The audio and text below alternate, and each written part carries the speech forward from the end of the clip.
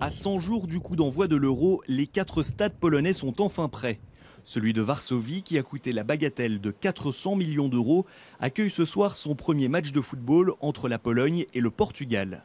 L'épilogue d'une naissance mouvementée, son inauguration ayant été reportée à 4 reprises. En juin dernier, nous avons eu des problèmes de construction avec les escaliers. Le match inaugural Pologne-Allemagne a dû être reporté à Gdańsk. Après, nous avons dû annuler le match de Supercoupe entre Varsovie et Cracovie parce que les liaisons radio de la police fonctionnaient mal. Aujourd'hui, tout est réglé. À plusieurs reprises, les forces de l'ordre ont pu se tester avant l'Euro. Pendant la compétition, 100 000 policiers seront mobilisés pour assurer la sécurité des supporters. La nouvelle loi polonaise, votée l'année dernière, veut avant tout lutter contre l'impunité des hooligans. Dans chaque stade, il y aura des salles spéciales équipées de caméras reliées à un tribunal. Cela permettra de juger sur le champ les auteurs d'infractions et ils devront assumer leurs responsabilités.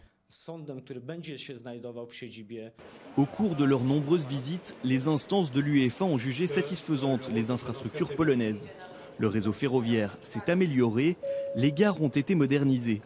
Idem pour les aéroports, un deuxième va d'ailleurs entrer en service au mois de juin, 30 km au nord de Varsovie, pour prêter main forte au premier. Chez nous, c'est sûr, on accueillera les vols low cost avec les supporters ainsi que des petits avions privés. Le point noir de l'organisation polonaise, c'est son réseau routier. Après le fiasco de l'entreprise chinoise qui promettait de construire une autoroute pour 2 fois moins cher que la concurrence, l'axe majeur Berlin-Varsovie a peu de chances d'être prêt pour l'Euro, tout comme des centaines de kilomètres de routes toujours en travaux. Dans tous les cas où les routes seront encore en cours de rénovation, nous cesserons les travaux pendant l'Euro pour réduire au minimum la gêne pour les automobilistes.